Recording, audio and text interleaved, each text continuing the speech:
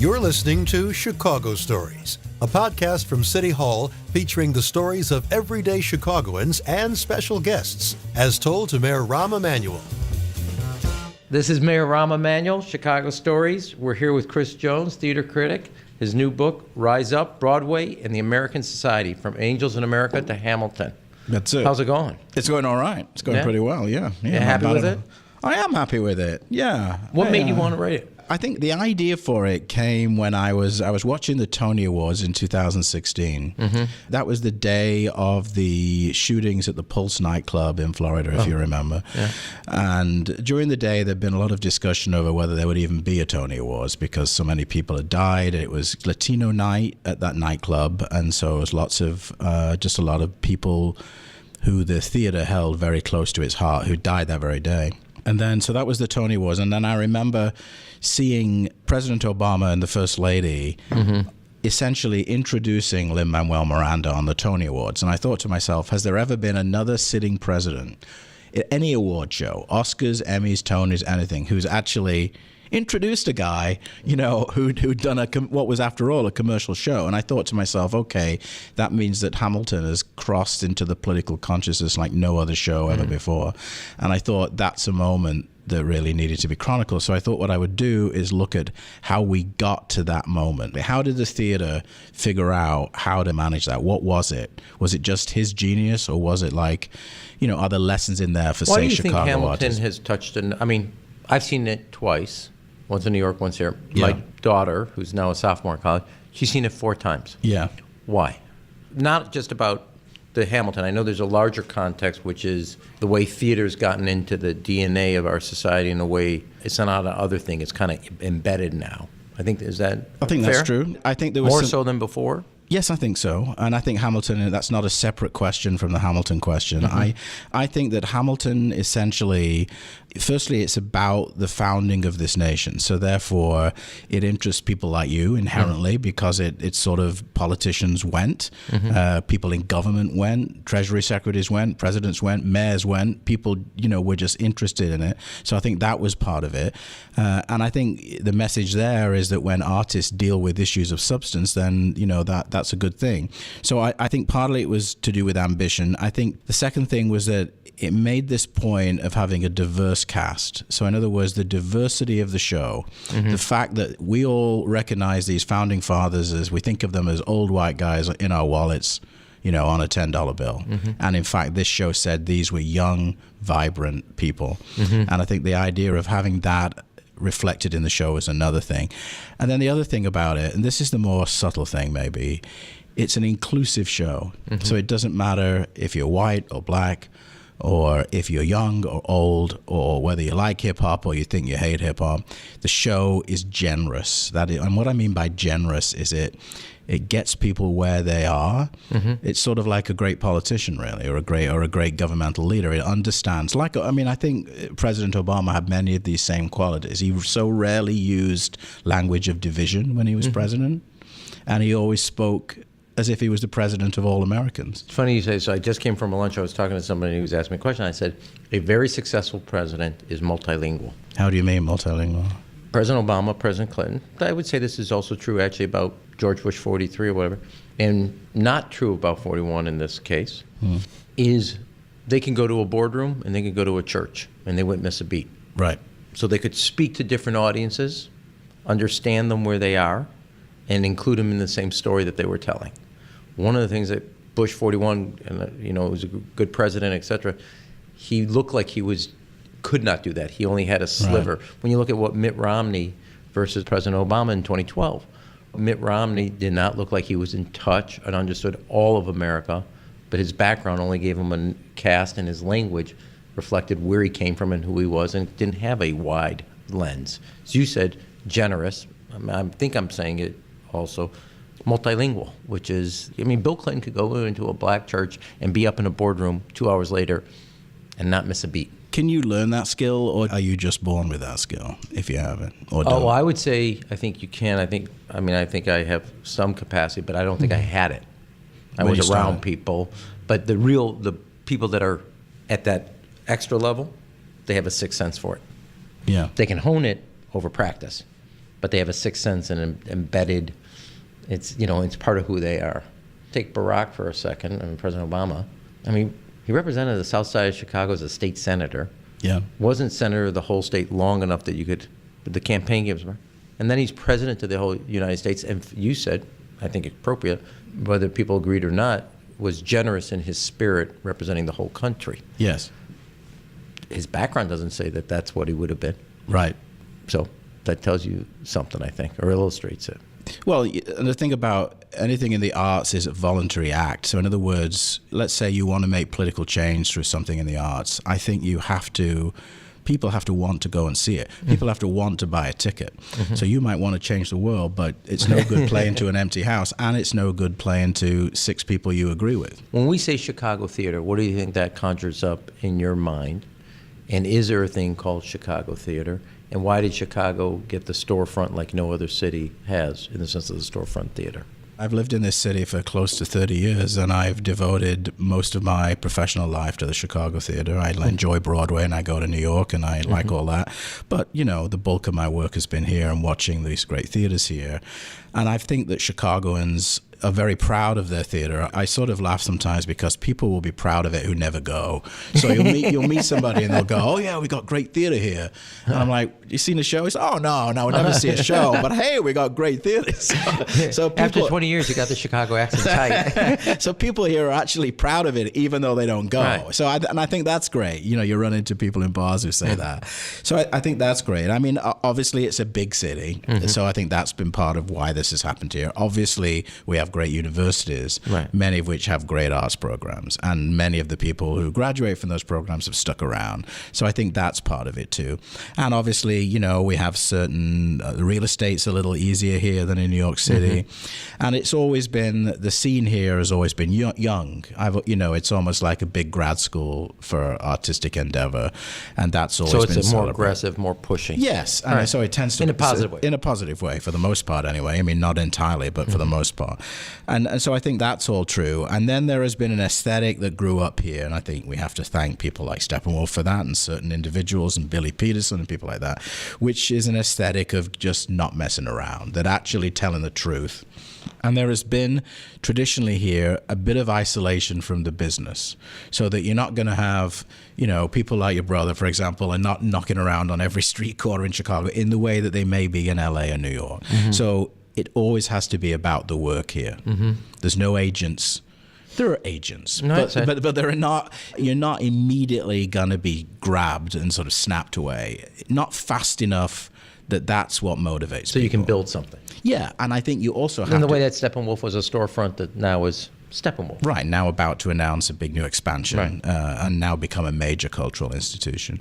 But I think that for most Chicago artists, it has to be about the work, because the rewards are simply not that great, the other rewards.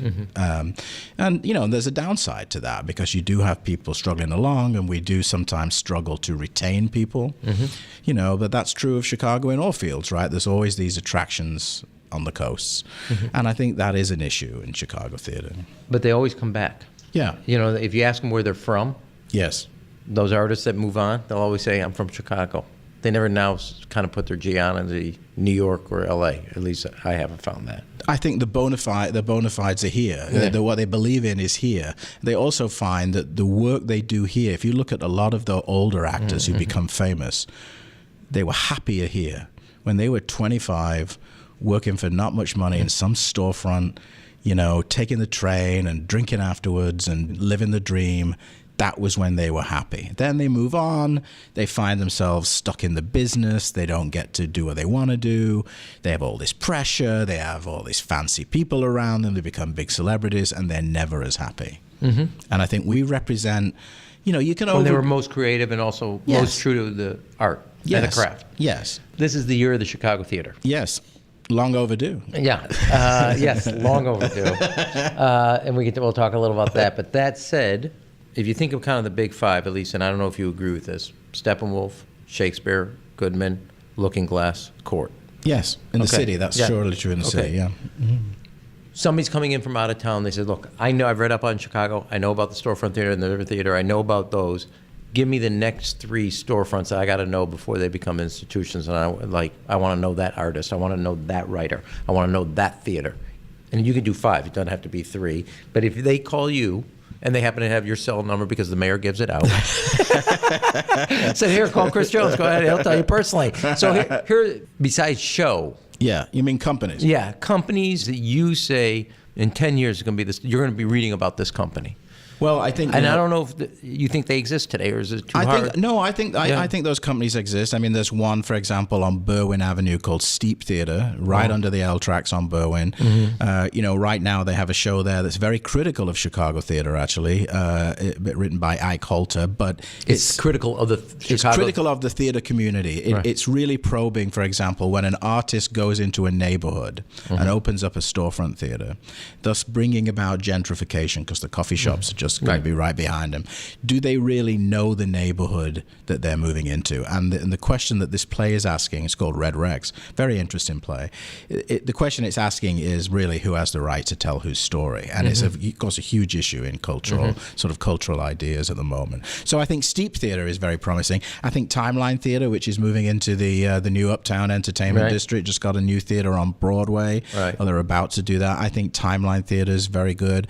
There's this great little theatre called Jackalope that is actually in the Edgewater Armory, which has the single worst. It's the worst. It's the worst physical setup of any theater. You got to walk through a gym. You got to go up 6 flights of stairs. You got to go all the way in the back. You got to go past a circus trapeze. You really got to want to see the play. You got to really want to go. And you can't believe you're paying money versus them Right. And only in Chicago would you find a theater in such a setting. And then when you get there, they're often great, and you often go, this is great work. And they're focused on some of these great new writers. I mentioned Ike Holter. There's a woman called Calamity West who's been working in town. And these are all writers who, people are sniffing around on the coast, but, are doing really great work here. So I think, those companies are really good. There's a company called Broken Nose I like a lot. Where are they? They're a mostly sort of itinerant company. They work at the Den and they work on the North Side. They take their name from that Nelson Algren description of Chicago where Nelson Algren famously said, it's like loving a woman with a broken nose. There may be lovelier lovelies, but never a lovely so real. And I think that idea, that Nelson Algren image of Chicago, that idea that we might not be good looking, or the idea that, if you're in LA, you can spot an actor 500 paces away. You're like, that's an actor coming at me. Same in New York. Chicago, not so much, right? You just got it. Actors here just sort of meld into the community, and that's what they want to do. I honestly think, this is no nonsense. I honestly think it's a crucial part of this city, and I think that without it, this city would be infinitely poorer. There's no other city in the world that has something quite like what we. You don't find it in St. Louis, you don't find it in Milwaukee. Not to say there aren't theaters there, but the spirit here is just something different. See, I hate using this term because it's adopting from the tech community, but we do have slightly a perfect ecosystem, or a good ecosystem. I wouldn't say perfect. You have major universities that have major art departments. Yes. Theater, writing, staging. That every year there's like a fresh inflow of immigrants that make Chicago home and make Chicago theater scene their home. That keeps it fresh, young, energetic. Second, as your example, you got a theater company set up in a Chicago Park District facility. Right. The cost of doing business here versus in New York or LA, to use those two, or San Francisco, it gives you a way that you can do a storefront and have public facilities or other neighborhood facilities that are at a point. And then you have a theater-going community, including the philanthropic, but a theater-going community that, well, I can't say keeps everybody alive. There's enough energy to support, north of 200 theaters across the city. And I think that I describe it, I don't like using ecosystem because you're taking something from the business world into the theater world, which I wouldn't do. But those elements make it strong and great. The other thing that goes on a lot here is material that's destined for Broadway trying out here. So if you look at, say, the last 12 months in Chicago, we've had 3 major pre-Broadway tryouts. We've had, shows like Pretty Woman and Tootsie, the Cher show. These are shows that sort of work out their kinks in Chicago. They come here first. And I find, that the readers of the Tribune, for example, know all this. They know that's what these shows do. And they buy their ticket. And what they like to do is they like to show up, they buy their ticket, then they like to have have an opinion, and they like to, email me or go on and email somebody else, and they like to say, oh, they got to fix this and they got to fix that. So we have this sense here, and yet they're also supportive, because I think generally speaking, the audience in Chicago is generous. Most Chicagoans are not so into polish, they tend to look for the depth. I mean, I just think, I know it's romantic, but it is. No, I mean, it is something about our town, man. I'll tell you a funny story. So I had a major elected official come in, and they happened to take a cab ride, and they were driving, and they asked the cabbie about a building, and the cabbie starts telling him about all the architect and who did that. He says, "What other city do you have a cab driver telling about?" And I think our city, cab drivers will tell you about the building, the architect, Right. they'll tell you, people will tell you about the theater, and they're not critics, and they have a depth to it because they're around it a lot, even if they don't go.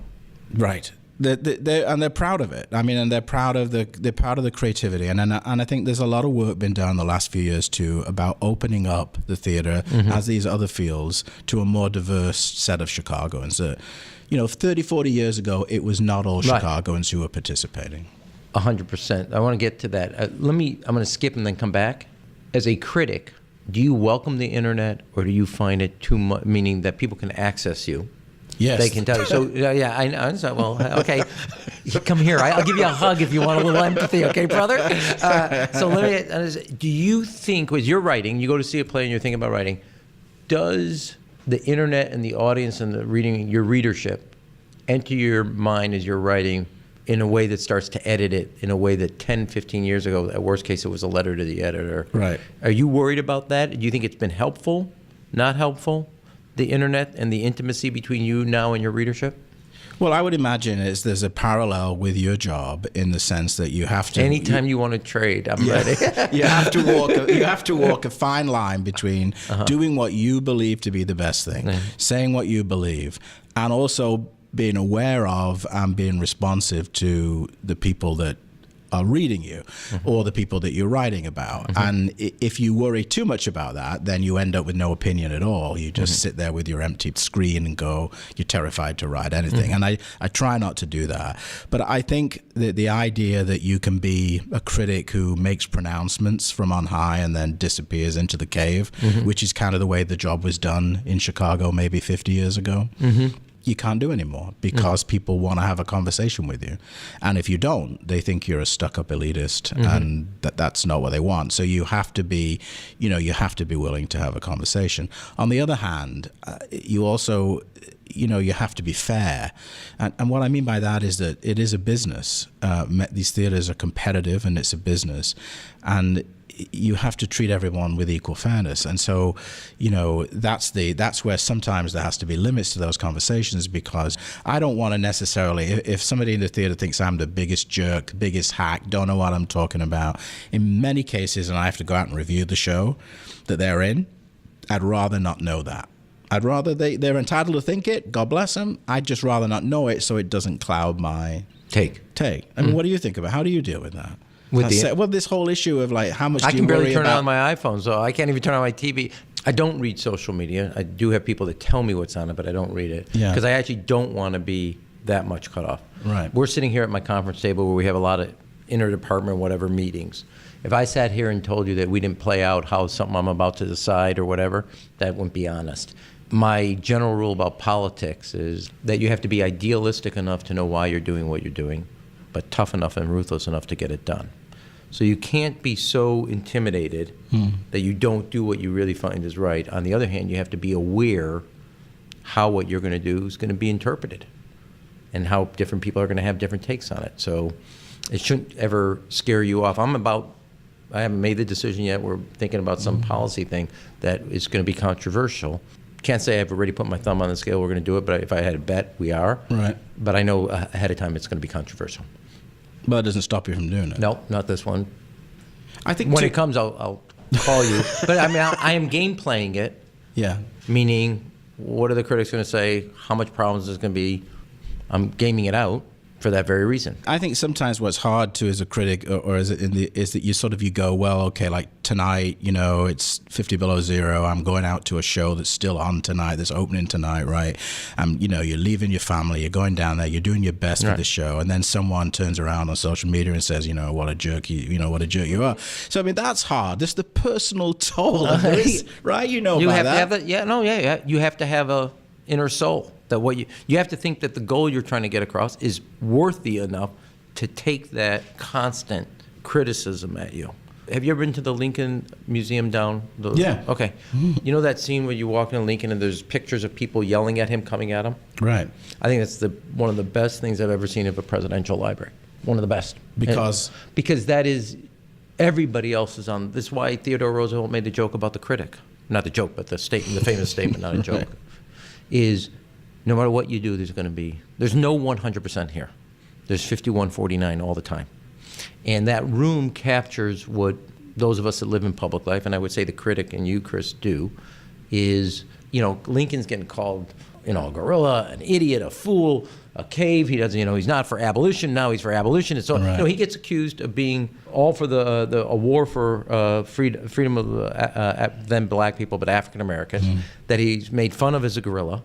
He's being seen as not being true to his ideals. I just finished this Frederick Douglass biography, that he wasn't making the war about slavery. When he does make it about slavery, here's what and it's everything's yelling. You're constantly in this, echo chamber of scream from whatever side. And I think that room captures what happens in that chair, what happens at that screen. And you just got to be true enough to yourself that it's worth what you're doing. I mean, can you do this for a lifetime? I guess that's the other question. Well, right? I think I've answered that. You get a second question. I said that this is a job of a lifetime. It's not a job for a lifetime. Yeah. So here's my thing is, and I say that is, was Chicago served? Here we are talking about the Chicago theater scene, etc. Was Chicago served when the theater community spoke up against Hetty Weiss? I wouldn't say your counterpart, your competitor, yes. but she's at a competitive paper. She's a critic too. And this is a critical moment, I think, in the country. Let me say this in the city. We need a theater community. We need a cultural community that holds up a mirror. And yet, when somebody held up a mirror, people... Right. So the theater community wants to represent, I think, appropriately, the art community, to get people who have been on the sidelines into the narrative discussion, except for the example of Hetty is only if you agree with us. Well, I know you've written about this. I've written about that. That's a slow pitch, so to say. I publicly supported Hetty in the sense that she had the right to express that opinion, and I didn't think that opinion was out of line with what If I'm not mistaken, you took a different opinion of the play itself. I had a different opinion of the play, right. but I respected her right to have a different opinion, and I agree that ultimately this country needs to have conversation, and that theater is a place of conversation. When bringing us back to that theme of generosity, the theater, the world teaches us that theater is only successful when it operates on the heart. It is very, very good at changing people's hearts about things. That's one of its great, like all art. That's really where it operates on those levels. That doesn't mean it can't discuss policy or equality or political ideas. Indeed, it should. But it also has to remember that it has to operate on people's hearts. And I think ultimately it always has to be on the side of tolerance, and it has to be on the side of many points of view, and it has to meet people where they are. And not everyone is in the same place in Chicago or in America for that matter. And I think that the moment you start saying, well, we only want opinions that we agree with, is a slippery slope. And so, and I did not think that was the great. I understood what was going on. I mean, and it's not to say that I didn't understand, and there were many people I like and respect who have the opposite view and who articulated that view, I thought, in some circumstances very, very well. And I think it goes to the debate among progressives or liberals at this moment about whether this is a moment for conversation or whether it's a moment for resistance. And I think if you look beyond the theater among progressives, that indeed in the mayoral campaign for that matter, I think that's the debate. Is this a time for conversation with everybody, or do we say, no, we can't have this conversation? No, I think that's a good point, because this somewhat the kids at DePaul asked this, and I think it's worth. What did you say to them? No, well, here's actually, it was not about theater, but it was about the debate. Yeah. I got asked a question, and I actually thought this was the theater for America at this moment, and I thought it went too quickly because of events. when the kids on the mall from Covington, Kentucky. With the MAGA hats on. Yeah, but also confronting an American Indian. Right. And when you got a little more time and saw all the perspectives. Right. But people basically, they're from Covington, Kentucky, and made a lot of assumptions. Right. And the truth is, and I said to the kids at DePaul, if the school was from Manhattan, would we have concluded what we concluded, or were we given it more time? Right. And the truth is, there was a lot of profiling going on by a lot of people who hate profiling. Right. But are we reflective enough and self-aware enough to do that? And I thought that the scene, if you think about theater, and you think about moments where America can come and reflect on itself, that went too quickly, because I actually think we needed that moment collectively as a country. Well, I think there was some interesting things about that moment. One was, what was the beginning of the moment? So there was debate about, when that video first came out, everyone was assuming that's the start of the moment, when in fact, it was revealed that the actual moment began much sooner than that. Like the play started earlier, you might say. Yeah. So I thought that's right. I thought that was very telling. And also as a member of the media, that wasn't the finest weekend for the media, because I think in many ways, the old way was until you had the full story and you'd fully reported it, a major media outlet wouldn't go with the story. That you'd be like, well, we don't know if this is the beginning of the tape. We don't know who that guy is. We don't know who anyone is. We need to wait. But what's happened, is that the pace of everything is sped up. My bosses know how many people click on everything I write. There's pressure to get readers, and that's not unreasonable in the sense that these are all businesses. But there are moments in America when it just gets out of control, and that was for me one of those moments. No, I think that we needed to actually use this moment more than we got to talk. And I do think, had they not come from Covington, Kentucky, they would have gotten a break. If they had come from L.A., if they had come from a different city, we would have assumed different things about their background. We imposed and transferred to them a set of what we thought their background was, because of the school, the type of faith, where it was located, etc. And it turned out not right. Well, and there's the question about, is their background their kids, and is the background their responsibility? And if you or I had grown up in Covington, Kentucky, with those parents and gone to those schools, would we have been standing there, doing this? And we like to think maybe would, I didn't think it was those kids' finest hour at all. Like, I think there's enough evidence in that tape that says those kids, if that was my kid, I have a kid about that age, I'd have been like, that's not, you can't do that. Right. That smirk, you can't do that. You've got to, come on. So I'm not absolving them of all blame, but everything's complex in the world. Everything's complex, and we've gotten to the point now where we're just reducing everything, and that's one of the dilemmas. Let me ask you on the book. Yeah. Are there plays that didn't make it in here that if they gave you 50 more pages, your editor or the publisher, is there something else that you said, I wish if I had more time, this is what I would have included, or here are the 3 key milestones of this narrative that takes over this arc of time? Well, that's an interesting question. I mean, there was a lot of other big productions and big musicals on Broadway, in that period. A lot of great revivals by people like Arthur Miller, a lot of musicals like Wicked that didn't make it in there. But I wanted to leave space also for a couple of the Chicago things. And the one Chicago thing that I think people never fully got that was really remarkable, there was a show here called Metamorphosis, which was done here at Looking Glass Theatre. Right. And it played for years at what's now Binney's Beverage Depot on the north side. It was the old Ivanhoe Theatre, and it's a show about changing shape and how when we die, we don't really die, we just change shape. And that show was in rehearsal right after 9/11 in New York City. And it was the first show really to sort of open. It was really going on. All those theaters shut down, and one of the things I wrote about in the book was how in New York, and this is worth saying, September the 11th was a Tuesday. And by September the 13th, all those theaters were up and running within 40. And you think about what was going on in New York, all the difficulties people had, and they were determined. The city government was, I think the leaders in New York figured out that the only way to get people, thinking straight again was to at least let them be able to go to the theater. All these people stuck in the city. And it was a show from Chicago, Metamorphosis, which really articulated how people felt after 9/11, because it was about loss, and I just remember it opening there, and I remember seeing people crying in the theater because it was like the theater had helped them release all of It was those cathartic. It was cathartic. That's exactly it. And I think that was an example of how in Chicago, when we've really focused on sort of the heart and the core of what we do and kept our eye on that, it's often we've taught other cities how to do this. Mm-hmm. You had a journalist background. You had Yeah. a background in academia. You Yeah. become a journalist. Yeah. Who helped you change your voice from academia to critic, or do you think they're the same voice? Well, I think two people. One was Frank Rich, who is the critic I most admire because he always was about making connections from the theater to the rest of the world.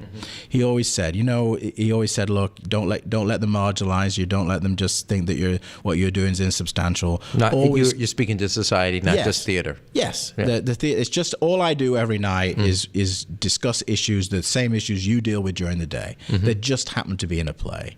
They're all the same things. It's no different, and that's what you want to write about, and that's what's interesting for people. You go crazy if you just say this actor's good, this actor's bad. You have to connect.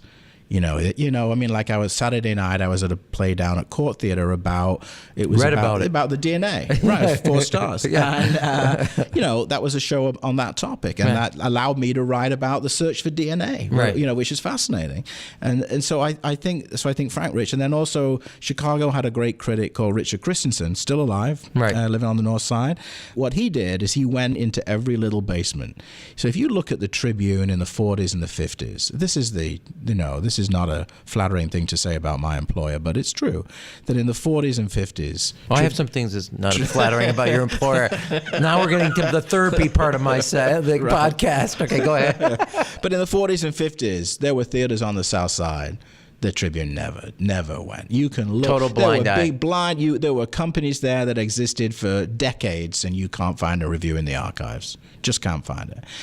I think Richard Christensen, in the sort of beginning in the sort of the 70s, began to say, "Look, you gotta be willing to go into the neighborhoods. You gotta cover the city. Going into the neighborhoods and going into the city itself, getting away from the loop."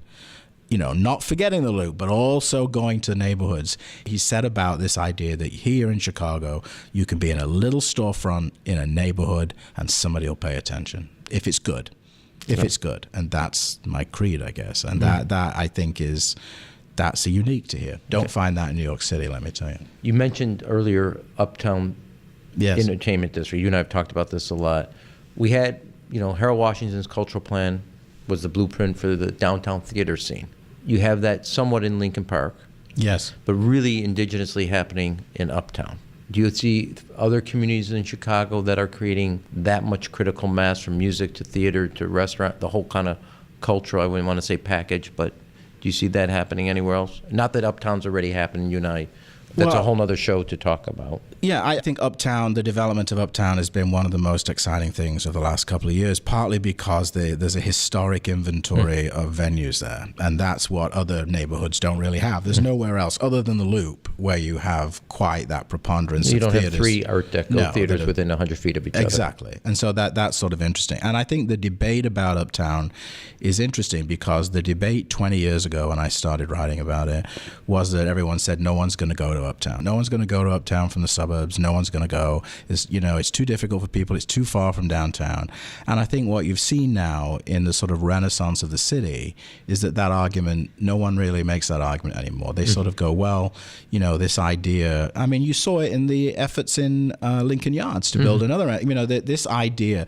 And I think developers have sort of figured out, and this is good and bad, but mostly good, I think. They've figured out that if you want to sell your condo, it's not a bad thing to have a theater underneath it, because at that point you say to people, look, you're going to have a city life, you want to partake of culture, you want to enjoy all the city. This is why you're not living in the suburbs. You're living in the city of Chicago. And I think that thinking you didn't see a decade ago. No, I don't think developers got that at all a decade ago. Not at all. Right.